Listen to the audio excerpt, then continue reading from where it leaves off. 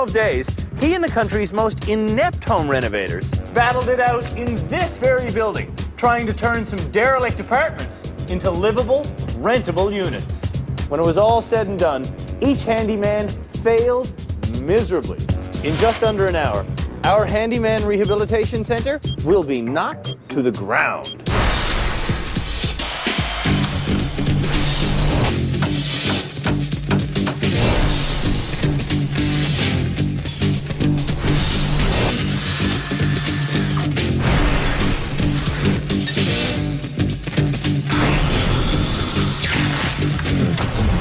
In this post-mortem episode of Canada's Worst Handyman, we'll enjoy the demolition of the rehab center, and we'll also take a look at the constructive, personal journey each nominee took inside the walls of this building.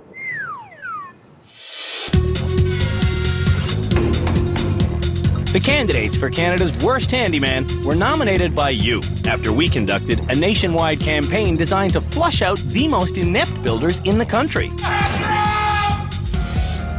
When we finished sifting through the rubble, it was obvious.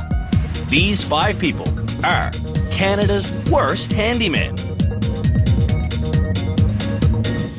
Merle from Sucker Creek, Alberta, has an addiction to duct tape that's stronger than the product itself. His long-suffering wife, Shelley, insisted he go into rehab so he can learn how to slow down. Shelley thinks my handiwork is too fast and too sloppy. Barry from Quadra Island, BC, is a living, breathing safety hazard. I hurt myself sometimes. He was nominated as Canada's worst handyman by his worried neighbor, Scott. He should never pick up a tool, ever. Jeannie from Victoria, BC, is avidly working away on her newly acquired home, even though she has no handyman experience. She was hauled out of the basement by her friend Lawrence. She's a bit of a klutz. I'm a what? She needs help. I'm bleeding. I don't know how I got to bleed. Daryl's next. He grew up around men who were so good at fixing things, he never had to lift a finger. That looks like... Now as an adult, not being handy has become an embarrassment. Especially to his wife, Sarah. I'm moving. And Keith, Canada's worst handyman, was nominated for the title by his friend, David. I don't know what tools are. Like, if somebody gave me a tool, I don't know what these things do. These 5 enthusiastic builders arrived here from extremely different backgrounds, but their similarities are uncanny. For starters, none of them thought they could possibly be Canada's worst handyman. I am not Canada's worst handyman because I know what I'm doing. When these sawdust makers arrived at the Handyman Rehabilitation Center, they didn't know exactly what they were getting into. I have actually quite a bit of anxiety about what's actually behind that door. Then, Merle bashed his way through our symbolic barrier, and the mystery ended. Exploring their new apartments, each candidate came face to face with the ugly truth. Oh my God, Daryl, you're gonna have so much trouble. Holy Oh my God. Our renovators were told that during their stay in rehab, their goal was to make these suites rentable. Ah, it was yellow! What they didn't know is that we chose this complex because it's doomed. It's slated for demolition. The apartment seemed big and empty and scary. Here we are for 2 weeks in this rat-infested hellhole. I thought, oh my God, we're going to be here all year. And I got myself into a whole lot of trouble. Nice place. The nominees were informed they would spend 12 days here, attending group classes, If you tried to cheat on this one, you will be in serious trouble. receiving private lessons, You are going to become better at screwing. I believe you know the drill. and revitalizing their derelict apartments through a series of 25 basic do-it-yourself challenges. These challenges were explained and organized by our 2 home renovation professionals. When Greg House, our head builder, and Robin Lockhart, our head designer, came to rehab, they were surprised to find the bad handyman argumentative. I have no animosity at all. He's the expert, and I'm asking him questions. My job here as the building expert is to critique the building. Right. It's not all the gushy feelings between you. It's the building. Like this one here. Why are you working on them now when you still have this on? It doesn't matter if I take this off now or in 100 years. Why are you fighting the guy? When our two pros weren't teaching, they were watching the students from a high-tech surveillance center. At series end, Robin, Greg, and I had the serious task of deciding which one of these 5 people is Canada's worst handyman. So now, let's take a trip down memory lane and see what lessons were learned here at the Handyman Rehabilitation Center. Right. We'll start with Keith. Oh. When we met Canada's worst handyman, he had such bad renovation information, it would have been better if he knew nothing. I use toothpaste here because somebody once told me that if you make a mistake, you just fill it in with toothpaste. I just used the wrong toothpaste, that's all. Even so, during his first days at rehab, Keith refused to accept the fact our experts know more than he does.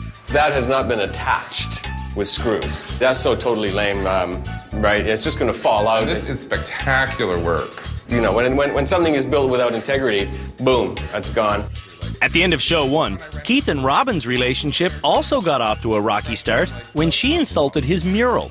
I think if I walked in and saw this, I would probably curl up in the fetal position and have myself a little cry. Oh. They're like, oh, it's the worst thing I've ever seen. And I did want to say, Robin, it's the worst thing you've ever seen. Like, have you ever seen, like, a car crash? Or have you ever seen anybody die, like, in an earthquake? Like, it's not the worst thing you've ever seen. It's a bit of an exaggeration. I just don't think he gets it. And that mural. In show 2, Keith's disdain for Robin grew. My backsplash in my kitchen is lovely. It's more like something that you would like. It's just like this. So it's clean and it's a job well done and it makes sense and it's tidy? But boring. From that moment on, Keith focused more on insulting our head designer than on doing good handiwork. I don't like her. I don't like her one bit. This is how Robin gets around. This is her vehicle.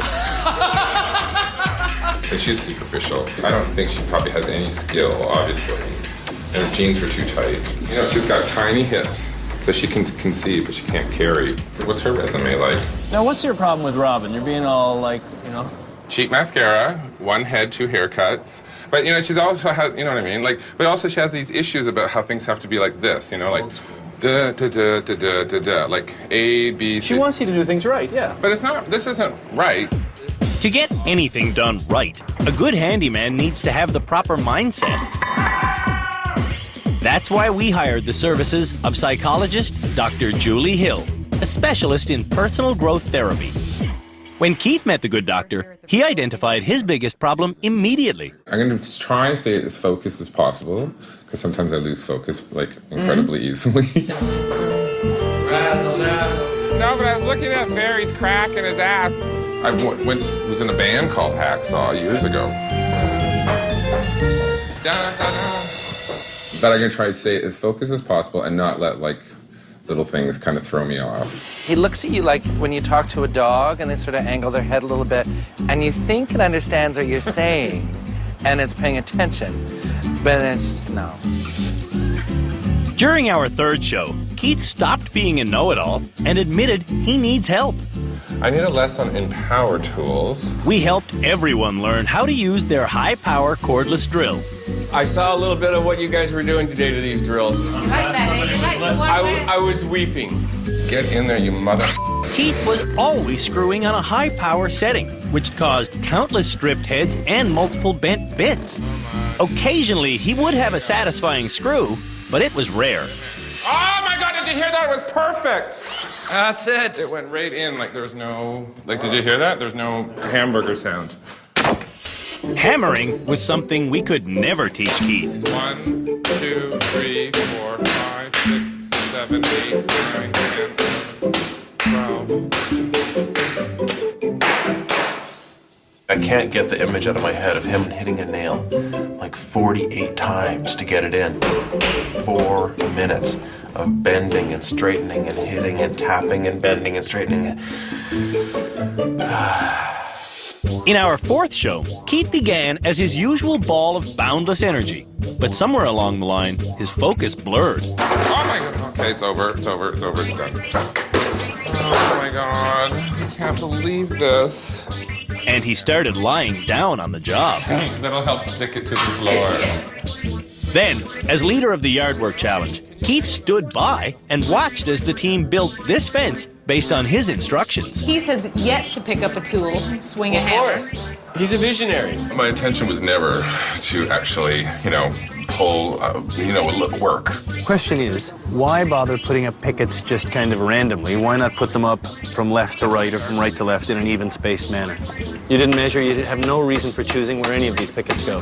There is there's that quantum physics idea, quantum physics, where you can randomly put things up and then they will establish their own order. When was this going to establish its own order? 2036? No, but it's like quantum physics. In show 5, Keith shocked us all by perfectly completing the most difficult task we threw at him, installing a ceiling fan. We thought he was learning to focus. Is it off? How do I know?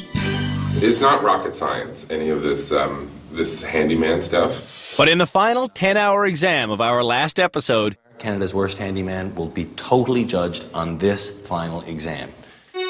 Keith's lack of focus defined his day. He wasted most of the morning cutting 3 boards. Then he had lunch. Then he had a cigarette. Then he did basically nothing until the sun went down. And then he had a cigarette. When he realized he'd better kick it into high gear... There's half an hour left, man.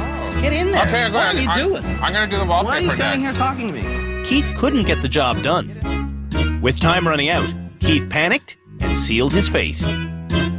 That's why Keith was named Canada's Worst Handyman. When we come back, the rehab center will be destroyed forever. But first, we'll see if Merle was rehabilitated from his duct tape addiction.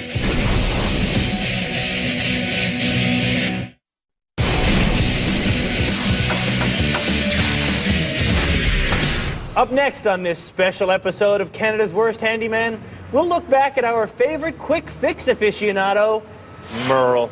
Oh, Merle. He might be the only handyman on Earth to have ever been rushed to hospital because of a gash he sustained while upholstering a bench with duct tape.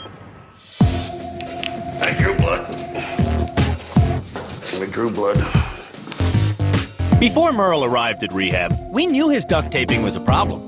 On the day we first met him at home in northern Alberta, Merle showed off his handyman skills by patching some holes in his wall. Then we asked him to build a toolbox. Okay.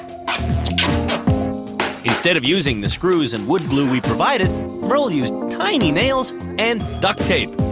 Bad idea.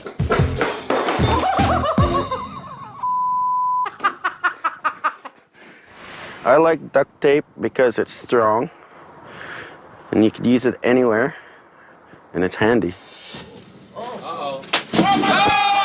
After crashing through the front door of the rehab center, Merle's first task was patching a hole in his ceiling. Right away, duct tape was his solution. You ever plastered over duct tape before? Not this big. In show 2, Merle's measuring proved to be as bad as his duct taping. What's it here? To cut his vinyl floor, Merle measured with his feet. And got it wrong. What am I witnessing? I'm doing a little patch up job. I kind of cut it wrong. Kinda. Again, we weren't surprised. Bad measuring is something else we learned about Merle at his home in Sucker Creek. I'm not much of a measuring type of guy. It takes too long. It's 32 on top and it's 28 or 27 inches in the bottom. So when my door comes in, didn't use a measuring tape. Our goal for Merle in rehab was teaching him to use a measuring tape and getting him to use duct tape responsibly. In show 3, though, Merle's duct tape use spiked to dangerous levels. He stuck it needlessly on his laminate flooring underlay, his prefab furniture, and his own cut finger. Time to pull out the duct tape. While making his chair in that episode, Merle did cross one major positive milestone.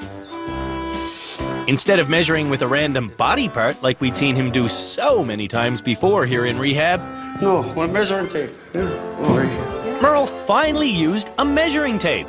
That was the first time Merle ever used a measuring tape in his life. Really? Merle almost made another kind of breakthrough in that episode. While assembling his prefab bed, Merle somehow managed to get trapped in no man's land. When Shelley calls him on it, notice how Merle pretends to be casually rearranging the mattress slats. Get out of the bed.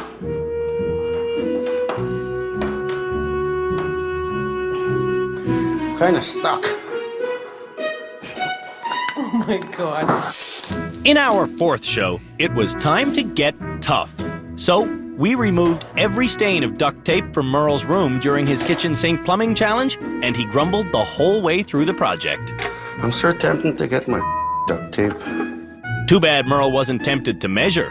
In the end, he finished with a leak and a plan to wrap the project up sometime in the future. Nothing with a little bit of duct tape won't fix, but I can't say I'm gonna trade my duct tape for a tape measure, because I gotta live with duct tape on my job. My real profession is, being on the highway as a trucker. I need duct tape all the time, so there's no way I could give that guy up. During his time here in rehab, Merle was consistently the first person finished. See you at the next challenge. It became so common, we began having coffee dates out back while everyone else worked. Woohoo! First done as usual, Merle. Had some good help this round. Cheers, man. There we go. Merle was so quick, if someone finished a job before him, they celebrated. He's going like gangbusters. No more pissing around, wasting time. But to finish quickly, Merle did things incorrectly. He used a wad of tape to dapple his mural, he wedged his bathroom tiles in place, and he made more patches in 12 days than one man should make in a lifetime. He's like something that you wind up or you plug in and he's go, go, go, go, go. Another reason Merle's so quick is that he cleans up by hiding things. The sticky, sweet-smelling tiles Merle left lying around after the floor challenge turned into living, breathing cockroach traps. Who knew? Merle's wife, Shelley, has been by his side since they were teenagers. Since then, she's seen a lot of undone projects pile up. This is our collection of doors because Merle installs these doors and they usually fall out. So, we showed Merle how to install a door with great success. Slam it, slam it. I'm liking this. I know, I want to go to school. It's got a good sound. I'm liking this. Slam it in Jeannie's face. Wow. I think Merle will go home and hang all those doors in his house. Maybe Shelley will get herself a new sink in the bathroom. Shelley's starting to find out, well, I could actually do something. When you get home, you're gonna do the toilet. Now it's starting to get to be a pain in the ass because she's giving me heck every day. You're gonna do the sink. To say, why can't you do this at home? Why can't you fix this at home? I want you to do this when we get home. You're gonna put tile in the bathroom. I want you to do that when we get home. Put a floor in Cassie's room. I don't know if it was a wise choice to come here. In our fifth episode, Merle came in early to dismantle his duct tape ceiling patch and do the job correctly. What are you doing, Merle? I got a good lecture last night. He swore he was giving up duct tape cold turkey. So from now on, I just try to stay away from that duct tape. So how much duct tape is going up there now? None, I hope. Woohoo! This is what we call a breakthrough. But Shelley didn't buy it for a second. I think by the end of the day, he'll be using duct tape again. Because Merle made a concerted effort to start measuring, we thought he'd also try hard to kick the duct tape habit. Our psychologist suggested we test Merle. So, when Robin introduced the upholstery challenge, she said the handyman could use fabric or duct tape for the job. Guess what Merle chose? Oh my God. They gave you duct tape? This will be faster.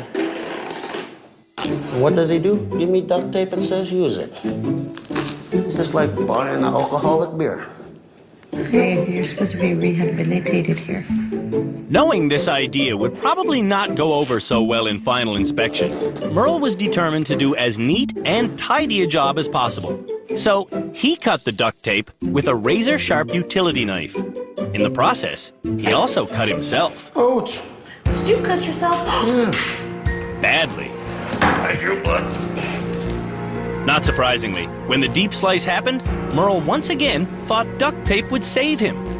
No, Merle, duct tape would not be better. No, no! As Merle went for stitches, gossip flew, and some wondered if he'd be back in time for the final exam. He severed a finger, and there was blood everywhere, and they had to take him away, and he ended up in hospital. Merle came back like a man on a mission. In the final 10-hour exam, he didn't touch duct tape once. This is something you should get on top of, Merle. You want to learn this one. This stuff will accept plaster and then be able to be sanded. Not like duct tape. Okay? And he measured wood, gyprock, mortar, patches, and porcelain, ultimately accomplishing more challenges than all the other handymen combined. We know you're not Canada's worst handyman. Congratulations, Merle. Your time in handyman rehab has been a success. After the break, we'll see if Barry learned his safety lesson. Then, we're going to demolish the rehab center.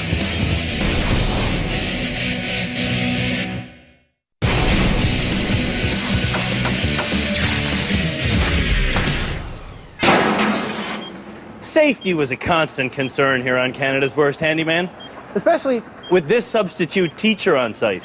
Barry Davis is a hazard to more than just himself. He's capable of hurting the people around him, so, a word to the wise. If Barry ever asks you to be on the other side of a two-man power tool with him, just say no. Barry doesn't have enough respect for power tools. That's like a hot knife through soft butter. Which is another way of saying he doesn't have enough respect for himself. Okay, power tool against the limb. let's do some damage. If Barry lived alone as a hermit, his bad handiwork wouldn't be anyone's business. But Barry has a family who need him to stop using his chainsaw indoors. Barry tried to take down his carport because it was rotting, so he decided the wall to take down first would be the supporting wall, with he and his son Zale inside. They barely managed to escape with their lives. Sadly, that's not Barry's most shocking safety violation. I was sitting in a pool of water trying to fix my dryer with it plugged in, and the 220 just blew my hands back and my head back, and I crumpled down and started crying, and that's probably what's wrong with me. When Barry got to rehab, he added to his life list of safety violations right away by kicking over a paint can and not bothering to clean it up. Then he hit his head and installed a ceiling patch without using any screws or shims to secure it in place. Done. That's not safe. There's a real safety issue with your workmanship. Barry believes when he bypasses standard techniques, he's being creative. So creative but not technical. No, that's right. Our psychologist wanted Barry to seriously address his safety issues, but Barry just wanted to kid around. Yeah, take it. What do you think about Barry? He doesn't really have a good perception of the cause and effect relationships. So that's different than being able to use a saw. It's being able to use the saw and see where that's going to go in the future, what the results of that are going to be. Translation, the doctor is worried Barry might saw his leg off. Barry's a hard person to understand.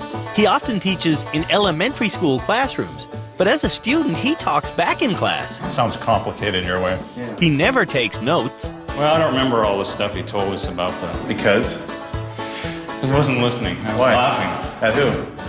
Everybody.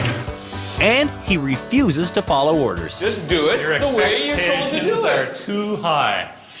On day 2 of his stay in handyman rehab, Barry nearly threw his back out. Then we told him that only 2 people at a time could be on the roof of our tiny shed. If you're telling me this roof isn't safe, we didn't build it, so it's got to be safe. When we say 2 on a roof, we mean 2 on a roof. I've seen 3 guys on my neighbor's roof. 4 guys. Okay, I'm going to say it again, Barry. When we say 2 on a roof, we mean 2 on a roof. All right. On day 3 of rehab, Barry continued his unsafe behavior by intentionally smashing his toilet. On day 4, he smashed without safety glasses. Oh, yeah. On day 5, he smashed his real glasses. Lay the panels very quickly, very carefully. On day 6, he was hurt by his drill. Be scared. Don't be scared. On day 7, he cut a knuckle. And on day 8, he laid waste to his sink. When Barry wasn't being unsafe, he was being an intentional nuisance. I'll be asking what to do all the time. Daryl, what should I do now? When Daryl led the yard work challenge, Barry pestered him relentlessly. Am I doing this right, Daryl? Daryl, how far out are we going? Right about there? So I just have a question. Sure enough, Daryl stressed out, making this uneven walkway. Kind of have the wave effect. It kind of goes like this. When our head builder also noticed it was wavy, Barry became defensive, then aggressive. Anything positive, by the way, the last little question? Sorry, guys. I was really hoping for something better than this. I'm not really talking was. about the finished product. I'm talking about the overall. Wobbly, wiggly. Are you listening? My job here as the building expert is to critique the building. Right. It's not all the gushy feelings between you. It's the building. That altercation made Greg think Barry might be a lost cause. He has his way. He wants to keep it doing it his way. He didn't come here with a willingness to change a little bit and to become a better handyman or a better craftsman.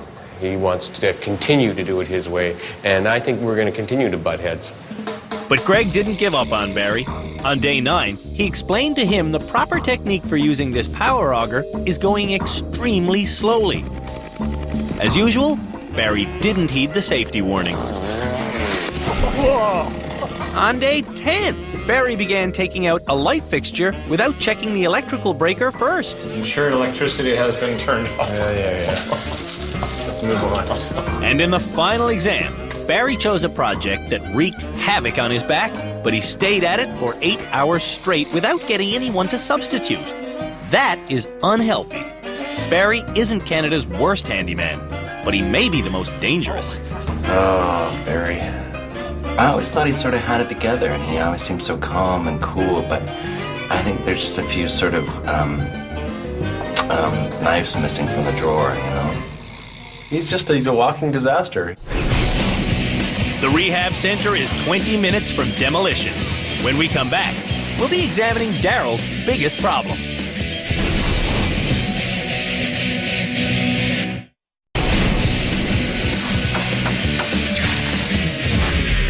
Welcome back to this special edition of Canada's Worst Handyman, where in about 20 minutes, the Handyman Rehabilitation Centre behind me will be knocked to the ground.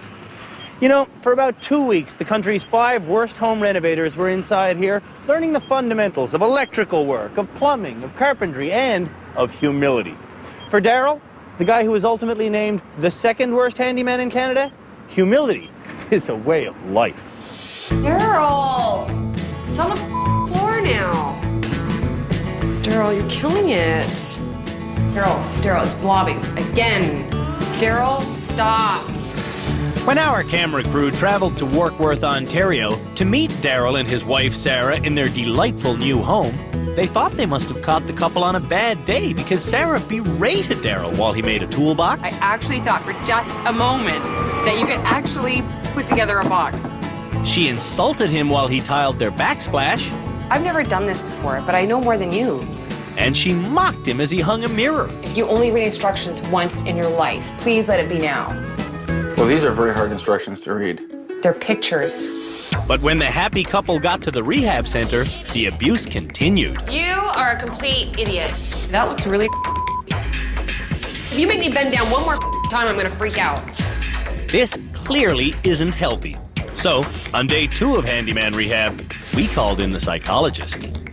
When Sarah had her session, she denied there was any problem. If you asked Daryl, he'd probably say that I'm explosive. I can't take it anymore, all right? One thing at a time. But I like to think of it as passionate. She did admit to demeaning her husband on a regular basis. But to Sarah, that's not a problem. Oh, well, it's fun. For who? Well, Well, I think he thinks it's fun. You're an idiot. You know, every time you get stressed, you're such an ass. You're full of crap. When Daryl took his turn on the couch, he also denied there was a problem. Again, my comfort, my blanket or whatever, Sarah was right there protecting me at the end. And What now? I put this board on backwards. Daryl might not see an issue, but Dr. Julie does. He may be coming to this sort of crisis about his identity. I'm no expert, but it smells to me like he's been told he's a failure for a long time, and I worry that he might believe it. I'm concerned about Daryl as well. I see a man who is having a self-esteem crisis right now. What is underneath this floor? You didn't sweep properly. Any working handyman will tell you, the mood you're in can have a huge effect on your output. Pressure doesn't help. Okay, come on, let's move, let's move. Negativity doesn't help. I don't know how you managed to find the door in the morning. Wait! No kind of bad blood helps. These things have to be screwed in. Can you just wait a sec? Mine is not, and you're hurting my fingers. Give me a minute. This is why I don't like doing it with you. Because you just start ramming everything. Is he Canada's worst handyman? I believe he is. With his loving wife by his side, You're not actually going to turn it on, are you? Well, it has to be tested. Daryl failed the vast majority of his first 15 challenges. The slot screwdriver. So to see if Sarah was part of the problem, we sent her away and brought in David. Surprise! I'm your new wife. Sarah's world is crashing down. The challenge, replacing a kitchen counter and plumbing a new sink, was the toughest Daryl had faced. But with David, mistakes were fun. Instructions were calmly followed, and encouragement flowed freely. Wicked! Give her hell, Daryl, give her hell. Holy cow! Look at that! Without Sarah, Daryl did the job perfectly and faster than anyone else in rehab. But running water isn't conclusive evidence to this couple. When they returned to the psychologist, Daryl defended his wife's right to belittle him. To me, it's normal. One of the things I was worried about was Sarah not talking the same way to me that she normally does. No, I wouldn't want to change. We're okay. Push on the drill. Daryl's greatest failure as a renovator is not addressing his biggest issue, Sarah. You need help. If Daryl kicked his wife out of the room when he's doing handiwork, it would probably cause a fight. Don't piss me off. But it would mean projects could get finished in piece instead of in pieces. Now this piece still has to be cut to fit in here. What are you going to do about that now? Honestly, I don't know how much more I can take. I kind of feel badly for the guy. Sarah, I know a lot of Sarahs. Like, she's basically a gay man trapped in a woman's body. I have no idea what that has to do with anything. But I can tell you this. Ultimately, there is no one to blame but Daryl himself for his torn vinyl flooring, his useless shelf, his grubby paint job, his leaning tower of glass blocks. Boy, that really sucks. His wallpaper fiasco, his crooked cupboards, his door jamb headache, and his incredible falling bed. Easy. To succeed as a renovator when he gets home, it is crucial for Daryl to start working alone. Daryl, I wish you all the best. When we come back, we'll see if Jeannie got the point. Look! Then, the Handyman Rehabilitation Center will be torn to smithereens.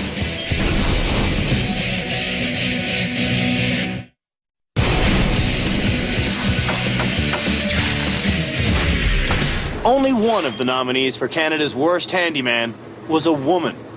Jeannie McCullough asked more questions than anyone else at rehab, which, you know, is great, except Jeannie rarely stopped asking questions long enough to hear the answer, which made us ask the philosophical query, if a handyman asks a question, but then doesn't wait long enough to hear the answer, was there ever really a question at all? Just one question. Oh, you had to sand it first? Don't you need a ladder? What is that one, the last one that you use? Has anybody seen a stir stick? Merle, is there a smaller paintbrush? Have you got any white? Excuse me, I did have a question at the very beginning. What is this for? What is that attached to? Can we get coffee ordered? Yes. Jeannie just goes on and on and on. That's gonna get real tired real quick. One reason for Jeannie's confusion is she's a self-taught handyman. Everything she knows she learned through trial and error. Now this is now 24 inches, so hopefully this will be the middle. At her new home in Victoria, BC, Jeannie is certainly not afraid to try. On the day we met her, Jeannie drilled a peephole into her $800 door. Yeah, I can see you. She altered an existing windbreak. Oh, I can't stand the sound myself. And she showed off her self-installed switch plate. I was getting a switch plate to cover this whole area, and it didn't quite reach. The blinds Jeannie had made to her exact measurements didn't quite reach either. It's too narrow. We can't take it back because this is custom made.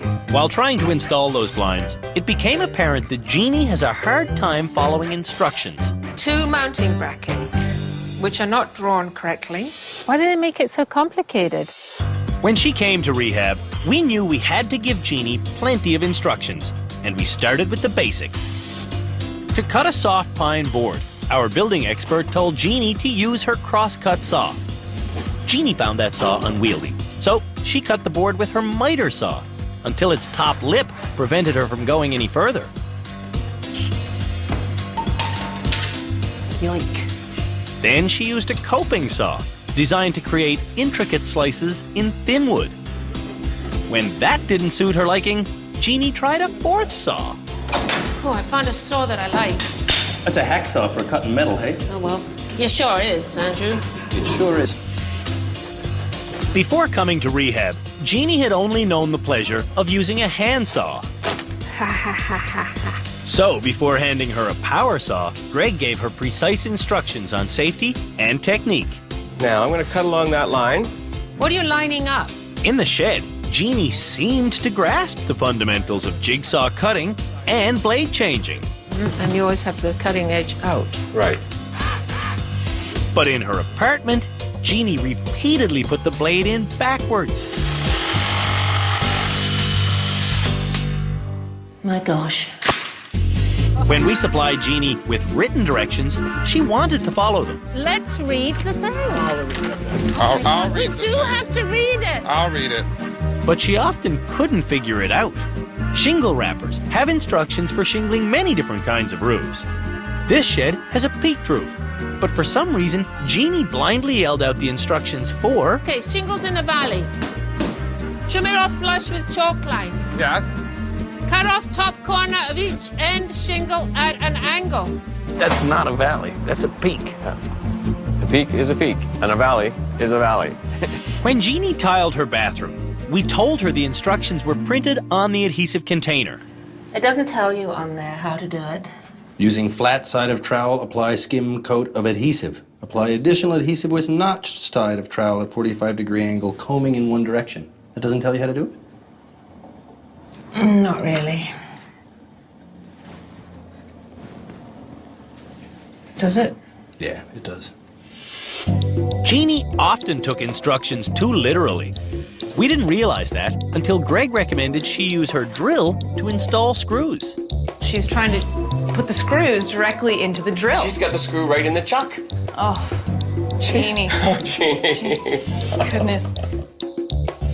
As Jeannie went through the first week of challenges, our challenge was trying to find the best way to convey information to her. No, not it's coming out of the screw head. There you go. We explained the forward and reverse feature on her drill in detail. This button here. Forward, reverse, okay? Okay, let me have a look at that then. But day after day, she screwed backwards and couldn't understand the problem. What am I doing wrong? During the second week of challenges, we asked Jeannie to hang a mirror that came with pictures for instructions. When Jeannie saw an image of pencils marking a wall through brackets, though, she thought it meant to hang the mirror using pencils as if they were nails. I have to put a pencil in this hole. It's nuts. I don't have 4 pencils. How was it? We needed HB octagonal fine point pencils. Grasping at straws, we thought perhaps offering no instructions might allow Jeannie to find her own path. So we told her to make a chair and offered her no advice on how to do it. That didn't work either. You all made really nice things. Is this a true statement, Jeannie? I can absolutely stand by my chair.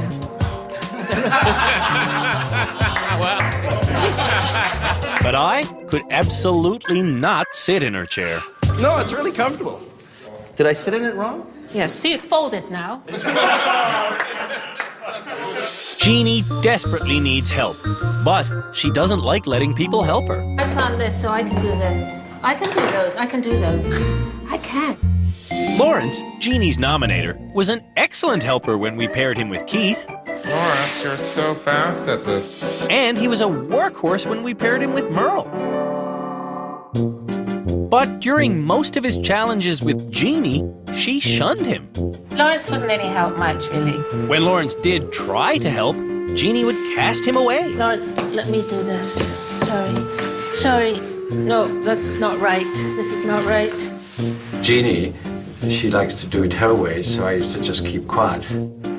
As the clock ticked and Jeannie got closer to failing each challenge, she would realize what an asset Lawrence is. No, come on. All right, don't stop yelling at me. Then she'd usually snap at him to work even faster. Come on, knock the damn thing, for God's sakes. Hit it, Lawrence. Of course, not knowing how to wisely use her assistant goes back to Jeannie's original problem. She has difficulty comprehending instructions. In the final exam, Jeannie didn't read any instructions. That meant she didn't use enough glue to lay her living room floor. And in the kitchen, it meant she made a huge mess instead of tiling the floor. If we do more. Jeannie wasn't named Canada's worst handyman, but she was just a sliver away from earning the title. Voila! There's gonna be a gap in your floor now. Look, this is good. Jeannie, good luck with your home in Victoria. And the next time you buy a hammer, look for one with instructions. After the break, it's the moment we've all been waiting for. This one's for Kiko. These apartments will finally be finished.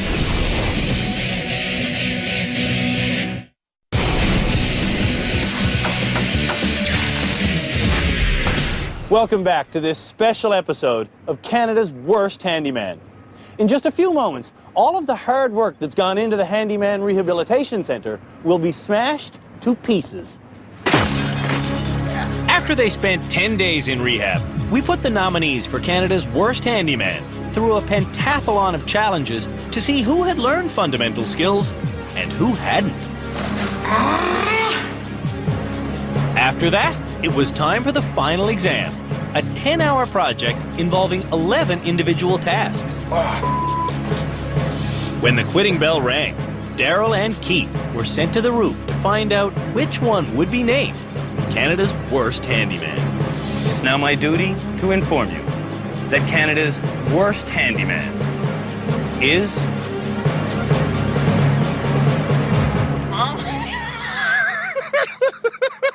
That was 2 months ago. Now, it's time to put the Handyman Rehabilitation Centre out of its misery. This one's for all the handymen everywhere. Where up in here? Yeah.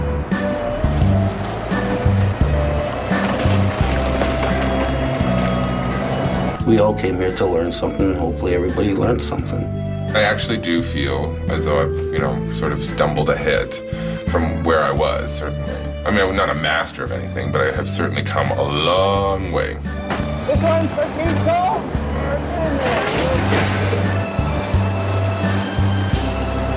The most important thing to me is that I did learn things. I worked neatly, efficiently, did my best, worked hard, and so they can't fault me for that.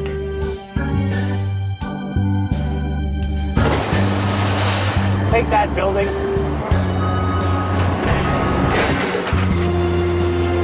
There's bad, handy people everywhere, and they want to learn, and hopefully they find the support from their loved ones, and can learn, to better themselves. No, I'm not going to do anything handy for a while.